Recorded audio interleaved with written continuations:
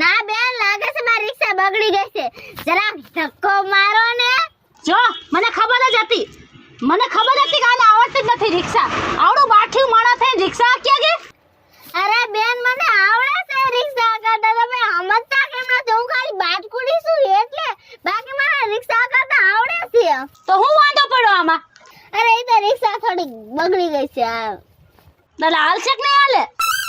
હાલશે થોડોક ધક્કો મારે એટલે હાલશે તો કોઈ મારવો પડે